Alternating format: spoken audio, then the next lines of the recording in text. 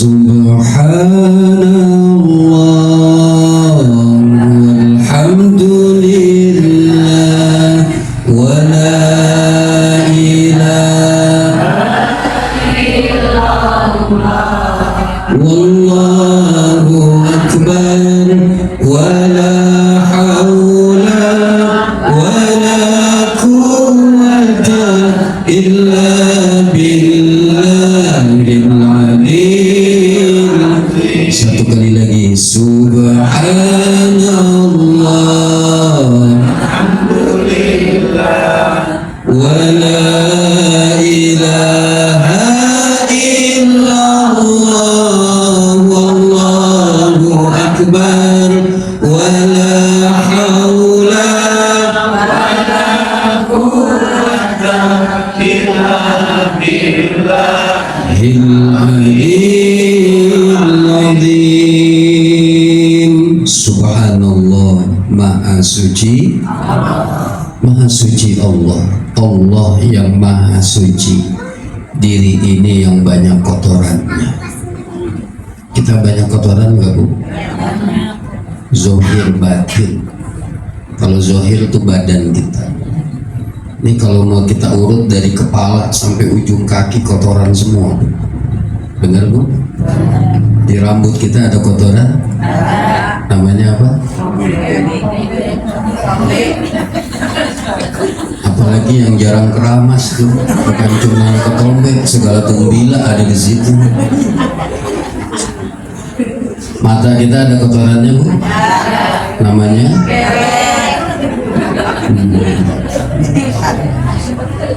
Biar kata tuh perempuan cakep banget, putih, demplon, tetap kalau bangun tidur belek. Kuping kita ada kotoran, Bu? Namanya? Coba tuh yang jawab-jawab. Makanya, Bu, kalau kita ke warung itu ada cotton bud untuk membersihkan kotoran telinga kita. Betul? Dulu kalau belum ada cotton bud pakai apa zaman dulu? Pakai peniti. Pakai apa lagi, Bu? Bulu ayam, ya. Ada teman saya tuh di Depok, dia kalau nggak ada bulu ayam, nggak ada peniti, dia pakai obeng kembang, Bu. Somplak tuh. Kotoran bukan? Kotor. Hidung kita ada kotoran? Namanya? Oke, disebut lagi itu. Ini kenapa kita bahas kotoran? Karena kajian kita hari ini kita awali dengan Subhanallah, maha suci Allah yang maha suci. Kita nih yang banyak kotorannya. Jadi kalau kita sudah merasa diri banyak kotoran, nggak usah sombong jadi orang, nggak usah merasa diri paling bersih, nggak usah merasa diri paling benar. Ada nggak orang yang merasa diri paling benar? Dia tidak menyadari bahwa di dalam dirinya ini kotoran semua. Itu baru zohirnya, belum batinnya. Kotoran batin dari mata ini sering melihat sesuatu yang diharamkan Allah. Kotoran dari telinga ini sering mendengar sesuatu yang Allah nggak demen. Kotoran dari lisan ini apa? Batinnya sering berkata-kata yang kotor, sering menghina orang, sering menggunjing orang.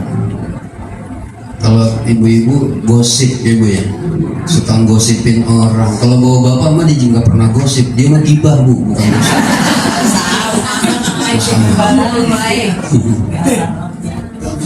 Tuh, subhanallah, maha suci Allah. Maka setiap kita hadir ke majelis taklim, setiap kita hadir ke majelis zikir, kita mesti bersihkan dulu nih kotoran-kotoran batin kita, gitu, dari sesuatu yang Allah nggak suka. Kita semalam habis memperingati tahun baru. Sekarang tahun baru nih, tahun baru Islam 1446 Hijriah. Cepat nggak, Bu? Perasaan baru kemarin ya. Maka di dalam Al-Quran Allah berfirman, A'udzubillahi minasyaitonirrajim, wal asr. demi masa, demi waktu. Masa waktu itu cepat benar berlalu. Perasaan baru kemarin bayar kontrakan udah mau bayar lagi aja. Cepet ya Bu ya. Perasaan baru kemarin bayar angsuran seragam udah mau bayar lagi aja. Perasaan baru kemarin nyunatin udah mau ngawinin sekarang. Perasaan baru punya anak kemarin sekarang udah punya cucu. Cepet waktu berlalu. Wal asr, demi masa, demi waktu. Maka dunia yang saat ini kita jalani, orang-orang soleh memaknai dengan dua kata. Yang pertama, artinya dunia ini adalah duluun, artinya singkat, cepat. Yang kedua, daniun, artinya adalah hina atau celah. Jadi makna dunia nggak ada bagus-bagusnya. Yang pertama, duluun, artinya singkat.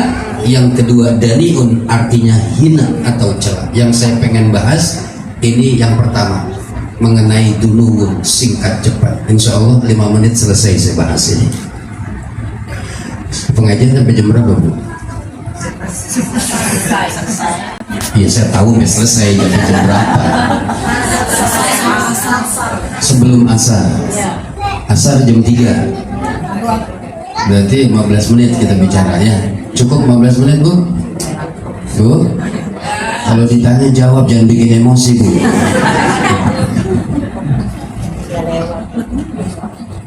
Di dalam Al-Quran Allah menggambarkan seorang nabi utusan Allah yang dikasih umur panjang oleh Allah, namanya Nabi Nuh. Dikasih umur panjang alfasanatin illa khamsin, 1000 tahun kurang 50 tahun. Kalau 1000 kurang 50 berapa Bu? Itu yang jawab 9,5 berarti orang pasar tuh. 9,5.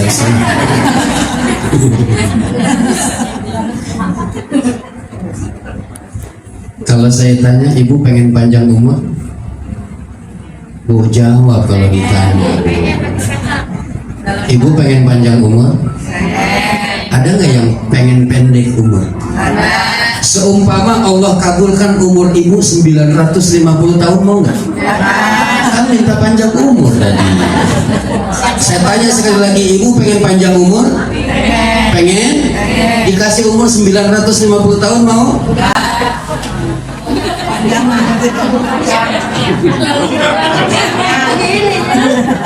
Udah gak kelihatan bentuknya ibu.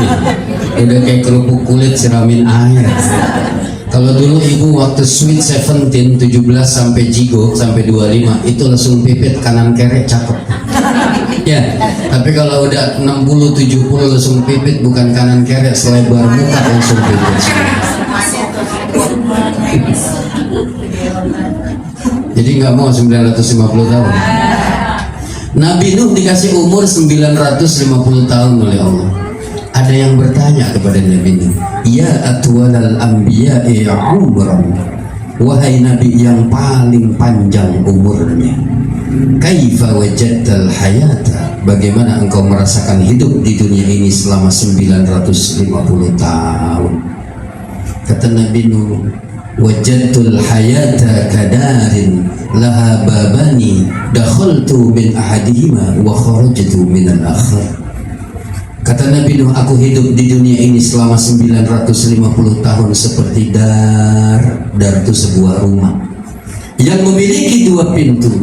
Dakhaltu min ahadihima, aku masuk dari salah satu pintunya, wa kharajtu min al-akhari, dan aku keluar ke pintu yang lainnya. Diibaratkan kita punya sebuah rumah Bu, ada pintu depan, ada pintu belakang. Masih punya pintu belakang kan nih? Udah jarang ya, dari tembok ya. Diibaratkan kita punya sebuah rumah yang memiliki 2 pintu, pintu depan, pintu belakang. Kalau ada sebuah pertanyaan, butuh waktu berapa lama kita untuk menempuh jarak itu? Masuk dari pintu depan, keluar ke pintu belakang rumah kita, butuh waktu berapa lama? Bu, berapa lama? Ibu punya rumah kan? Ibu masuk dari depan rumah, keluar ke pintu belakang, butuh waktu berapa lama?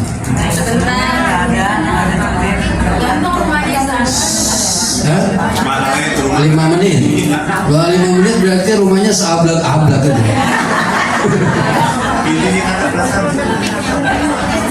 Nah, 1 menit berarti 60 detik. 1, 2, 3, 4, 5, 6. Wah, termasuk luas rumah. Hanya hitungan detik. Apalagi rumah saya RSSSSSSS. Rumah sangat-sangat sempit sehingga susah sekali selonjoran. Ketemunya dapur sumur kasur, dapur sumur cuma hitungan detik. Kita masuk dari depan rumah, keluar ke pintu belakang. Itu yang dirasakan oleh Nabi Nuh alaihissalam, hidup di dunia ini 950 tahun. Begitu cepat waktu berlalu. Apalagi kita umat Nabi Muhammad sallallahu alaihi wasallam. Rasulullah kasih gambaran udah sama kita. Kata Rasulullah, umur umatku baina sitin wasabain, antara 60 70 tahun. Kebanyakan umur umat Nabi berpulang ke rahmatullah di usia 60-70 tahun. Memang ada di antara kita mungkin saudaranya, tetangganya, sahabatnya, atau mungkin gurunya yang usianya di atas 70 tahun. Sekarang saya mau tanya, di sini yang ada nggak yang umurnya 70 tahun? Ada. Memang ada di antara kita yang umurnya di atas 70 tahun, tapi dari sekian banyak, dari satu RT bahkan satu kelurahan, cuman bisa dihitung pakai jari yang usia di atas 70 tahun. Kebanyakan 60, 70 berpulang ke rahmatullah. Betul? Jadi yang hari ini umurnya 59 tahun, 11 bulan 15 hari. Yang ngomong siap-siap beliau tuh bukan saya. Di warning, dikasih peringatan. Tapi yang namanya kematian, dia nggak harus urut, harus yang muda dulu yang tua, yang tua dulu yang muda belakangan. Enggak. Dia mengacak, ya. Nggak harus yang tua duluan. Kadang-kadang yang muda bisa dulu. Sahabat saya Ustaz Jeffrey Al-Bukhari meninggal di usia 43 tahun. Muda apa tua? Muda. Allah yarham Al-Habib Munzir Al-Musawa meninggal di usia 43 tahun. Mantan pacar saya Alda Risma mati muda juga. Bu, kalau bicara pantesan mana mati duluan? Manori apa Nika Ardila? Pantesan mana mati duluan? Manori apa Nika Ardila? Kenapa dikatakan Manori pantas mati duluan? Karena udah tua. Tapi ternyata maut berkata lain. Nika Ardila yang saat itu muda dan berkarya mati duluan, Manori belakangan. Itu yang trek-trekan motor di jalanan anak muda apa aki-aki? Anak muda. Kita nggak pernah dengar di berita ada aki-aki meninggal karena trek-trekan motor. Yang meninggal karena aborsi anak muda apa nenek-nenek? Kita nggak pernah dengar ada berita nenek-nenek meninggal karena aborsi. Betul Bu? Tuh. Apa guna saya sampaikan ini? Setiap kita pasti akan berjumpa dengan kematian. Masalahnya kita nggak ada yang tahu sampai kapan kita hidup di dunia ini. Itu masalah buat kita. Betul? Dari 1445 Hijriah ke 1446 Hijriah jumlahnya bertambah. Yang tadinya umurnya 59 tahun ini jadi 60 tahun, jumlahnya bertambah. Yang tadinya 39 tahun jadi 40 tahun, jumlahnya bertambah. Namun pada hakikatnya kontrak hidup di dunia semakin berkurang. Bu, ada nggak yang bisa jamin tahun 2025 kita masih hidup? Ini bulan apa sekarang? Juli. Ada nggak yang bisa jamin kalau bulan Agustus kita masih hidup? Kan sebulan lagi nih. Ada nggak yang bisa jamin kalau sebulan lagi kita masih hidup bulan Agustus? Nggak ada yang bisa jamin. Ada nggak yang bisa jamin entar malam kita masih bernapas? Nggak ada yang bisa jamin. Udah mulai ada serem nih. Betul? Iya. Dan kematian itu Bu, kalau sudah datang, la yastakhiruna sa'atan wa la yastaqdimun. Nggak ada yang bisa merubah, memundurkan. Ntar dulu dah ya Allah, kreditan seragam belum lunas ya Allah, ntar dulu matinya. Ntar dulu ya Allah, angsuran motor masih lama ya Allah, ntar dulu. Nggak bisa dimundurkan atau dimajukan barang jumpa dengan yang namanya kematian. Itu yang pertama. Yang kedua, inna lillahi wa inna ilaihi. Setiap kita milik Allah dan akan kembali kepada Allah. Kita nggak punya apa-apa Bu, nggak punya apa-apa kita. Lahir ke dunia ada yang bawa emas 50 kilo? Nggak bawa apa-apa. Nanti pulang juga nggak bawa apa? Nggak bawa apa-apa kecuali hanya sehelai kain kafan. Yang dibawa cuman amal baik dan amal buruk, itu yang dibawa.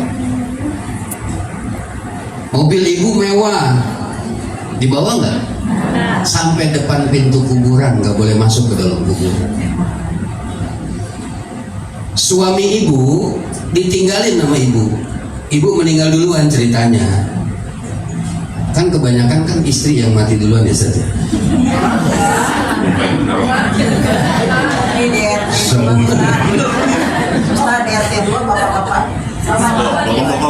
Salah ngomong sih.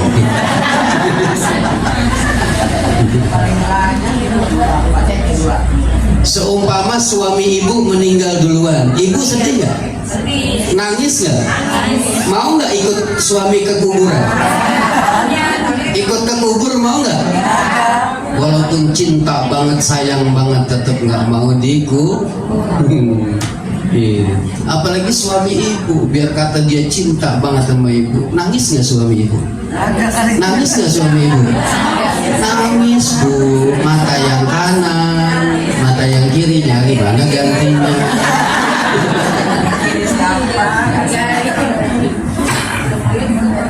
Tuh, kematian supaya kita ingat. Makanya kita diundang takziah. Itu bukan cuma sekedar kita mengirimkan doa kepada almarhum, tetapi supaya diingatkan juga kepada diri kita kalau kita pasti akan berjumpa dengan kematian. Nanti suatu saat kita akan dihaulkan juga Bu sama.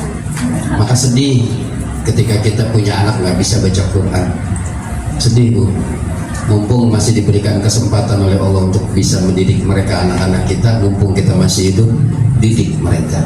Ya, ajarkan anak-anak kita untuk bisa membaca Al-Quran, untuk kenal ilmu agamanya. Ya kan sekarang kita lebih mengutamakan pendidikan umum ketimbang pendidikan agama.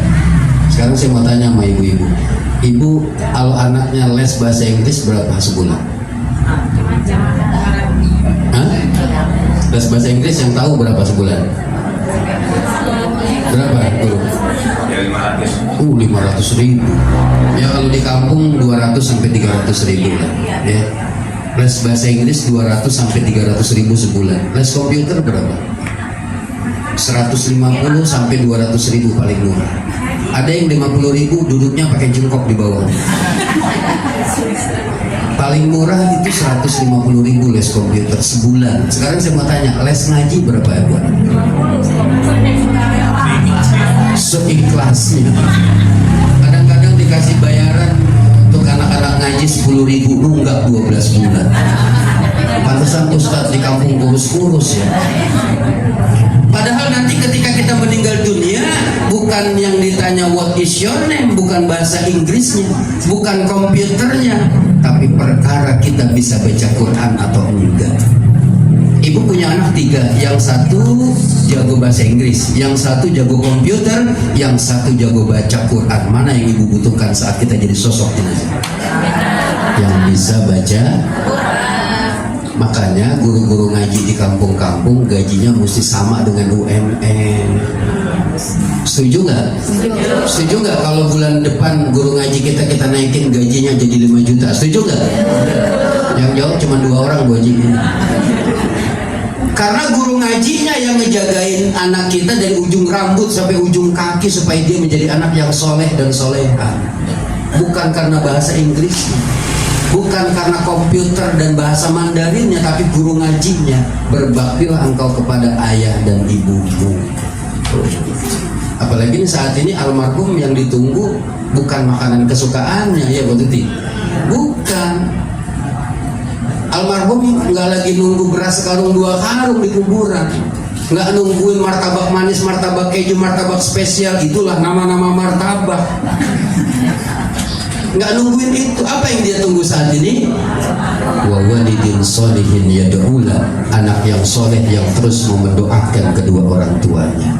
Sekarang saya mau tanya, ibu pengen nggak punya anak soleh? Pengen nggak punya anak soleh? Ganti namanya jadi soleh.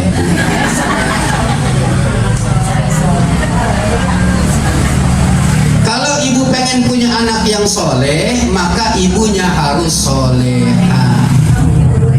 Kalau bapaknya rajin sholat, ibunya rajin sholat, maka anak-anak bakal rajin. Kalau bapaknya rajin ngaji, ibunya rajin ngaji, maka anak-anak ikut rajin. Kalau bapaknya rajin pegang handphone, ibunya rajin pegang handphone, maka anak-anak rajin pegang handphone. Saya tanya sekali lagi, ibu pengen punya anak soleh-solehan? Maka ibu harus jadi wanita yang soleh. Amin Bu. Ibu tahu nggak ciri wanita soleha? Ciri istri soleha tahu nggak? Mau saya kasih tahu? Mau tahu banget apa mau tahu aja? Nih saya kasih tahu. Ini udah habis belum waktunya? Nih saya kasih tahu. Ciri istri soleha, kalau suami memandang kepada istri, maka istri membahagiakan suaminya. Pertanyaannya, suami ibu bahagia nggak ngeliat ibu? Hah? Suami ibu bahagia nggak ngeliat ibu? Baru semalam saya tabligh akbar di Depok, itu ada sekitar 150 bapak-bapak. Bapak-bapak bahagia nggak ngeliat istrinya? Serempak semua jawab enak. Saya bilang kenapa bisa enak begitu ngeliat istrinya? Bagaimana nggak enak Pak Ustadz? Saya pulang kerja dari mana-mana, panas kepanasan, hujan kehujanan, pulang kerja dia pora-pora aja Pak Ustadz, ngembrek kayak toko basah. Dikata sakit, makannya banyak. Dikata mati, ada napasnya. Para suami betah nggak punya bini begitu? Jawab suami, udah dikit nggak mau jawab. Nggak betah Bu punya bini begitu. Makanya banyak suami nyari perempuan lain di luar, karena di luar wangi, di dalam yang aku sendiri kan. Ibu kalau di rumah cantik begini nggak? Saya tanya serius ini, kalau di rumah cantik begini nggak? Pakai lipstik nggak di rumah? Pakai minyak wangi nggak? Boro-boro, pakai baju kebangsaan dapur, dasar yang udah bulu banget keteknya.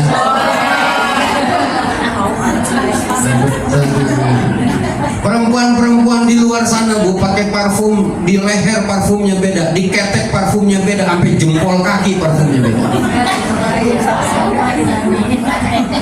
Kok tahu? Saya baru ini ceramah di fitnah. Gak betah Bu. Kalau mau tidur, istri soleha tuh mesti wangi. Bukan wangi kondangan doang, bukan wangi waktu pas ngaji doang, tapi di dalam kamar mesti wangi, mesti seksi. Ibu boleh nggak seksi? Boleh nggak? Kata siapa?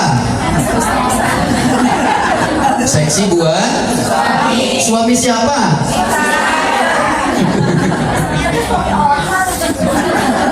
Ibu boleh centil, ibu boleh ganjen, ibu boleh seksi sama suami sendiri. Yang nggak boleh ibu seksi, ganjen, centil sama suami orang.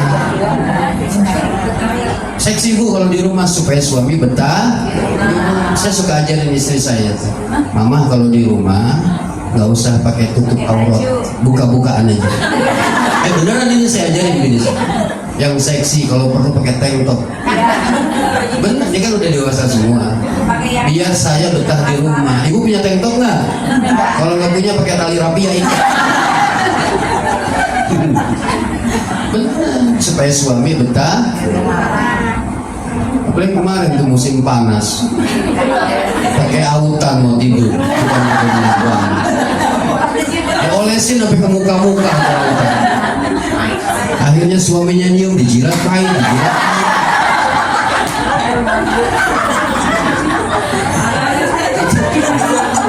Kata suaminya, mama ini apaan pahit-pahit begini? Kata istrinya, ini autan papa, biar mama nggak digigit nyamuk, biar nyamuknya mati. Akhirnya yang mati bukan nyamuk, lakinya yang mati. Mau tidur kayak teman saya tuh ada tuh di daerah Cipete tuh, dia kalau istrinya kalau mau tidur pakai masker, sini semangka, sini bungkuan, leher bau remason, kaki bau minyak tawon. Kata suaminya, mama lu buat mayat ya. Itu gimana mau betah? Istri soleha itu pandai membahagiakan. Kalau ibu sama suami harmonis, maka anak-anak bakal ikut harmonis rumah tangga. Maka dikatakan sakinah mawaddah. Anak bagaimana bapak ibunya? Tadi saya katakan kalau bapaknya rajin sholat, ibunya rajin sholat, anak-anak rajin. Ini anak penting. Maka kita doain di foto di anak-anaknya biar jadi anak yang soleh dan soleh. Karena saat ini yang ditunggu oleh almarhum cuma doa dari anak-anaknya yang masih ada di dunia ini. Ibu-ibu yang masih punya suami angkat tangan. Yang nggak angkat tangan berarti menganggap suaminya udah meninggal. Yang masih punya suami angkat tangan. Nah begitu harus diancam memang. Kan kelihatan mana janda mana bukan. Tenang bu, para janda itu nanti ditemani sama Rasulullah di surga. Kalau ibu jadi wanita yang solehah. Saya mau tanya lagi, ibu-ibu tadi sini cium tangan nggak sama suami? Enggak. Ibu kapan terakhir cium tangan suami?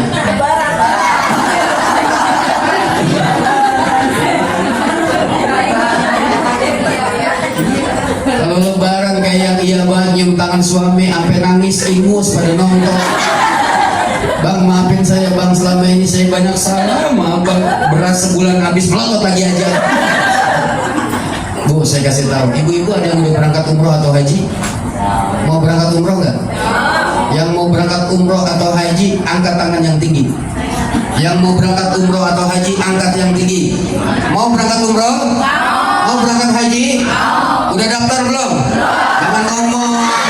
Daftar dulu, daftar baru berangkat. Belum daftar, belum berangkat aja. Ntar kalau kita berangkat haji atau umroh di sana ada Ka'bah bu, di Ka'bah ada batu Hajar Aswad. Hajar artinya batu, Aswad artinya itu bu, kata Rasulullah, kalau ada seorang istri mencium suaminya karena taat kepada Allah, dia cium istri atau suaminya karena Allah, dapat pahala seperti mencium Hajar. Gampang nggak ibu-ibu dapat pahala Hajar Aswad? Kan ntar pulang dari sini suami lagi celentang, ini dia Hajar Aswad, celepah-celepot. Apalagi yang suaminya hitam berasa buat Hajar Aswad.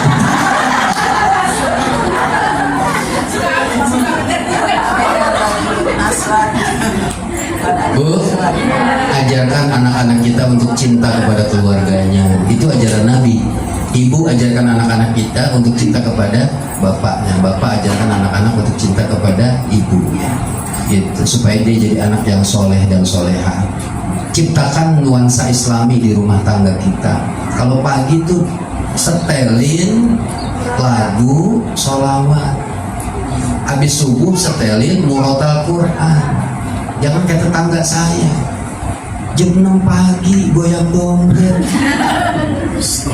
lagu dangdut yang disetel, anaknya masih kecil, kerekam sama telinganya. Bener bu, ini ciptakan nuansa agama di rumah kita. Nanti jam 8 sampai jam 10 bapak ibunya udah sholat duha, anaknya lihat itu. Habis maghrib bapak ibunya baca Yasin, baca Waqiah, baca Al-Muluk, ditambah lagi dengan surah Ar-Rahman. Anaknya lihat itu. Nanti ketika dia dewasa akan niru bapak ibunya. Ketika kita meninggal dunia jadi sosok jenazah, dia akan mendoakan kita, Rabbi firli wa liwalidayya warhamhuma kama rabbayani. Jangan bikin orang tua kita yang sudah berada di kuburan bersedih. Kenapa mereka bersedih? Karena ayah ibu kita yang di kuburan melihat anak yang gak ibadah kepada Allah, nangis.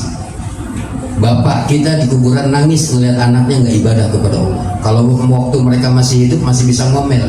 Kenapa nggak sholat? Sholat, gitu kan? Kenapa nggak ngaji? Ngaji.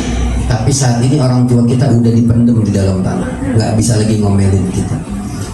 Yang lebih sadis seorang anak, dia bermaksiat kepada Allah sementara bapaknya sudah ada di dalam kubur. Dia bermaksiat kepada Allah, ngejerit orang tua, melihat anaknya terus bermaksiat kepada Allah Subhanahu wa taala. Na'udzubillahi min. Kasihan orang tua kita. Kita sampai kapanpun nggak akan pernah bisa balas jasa mereka. Jadi jangan pernah bikin susah orang tua kita. Kita baca suratul Fatihah, masih ada guru kita. Mudah-mudahan ini Potuti diberikan kekuatan oleh Allah Subhanahu wa taala. Bisa ngurusin anak-anaknya sampai jadi orang. Sampai jadi orang yang sukses, jadi anak yang soleh dan soleha. Dan kita mohonkan kepada Allah, mudah-mudahan almarhum di alam kuburnya mendapatkan kenikmatan kubur dari Allah Subhanahu wa taala. Al-Fatihah.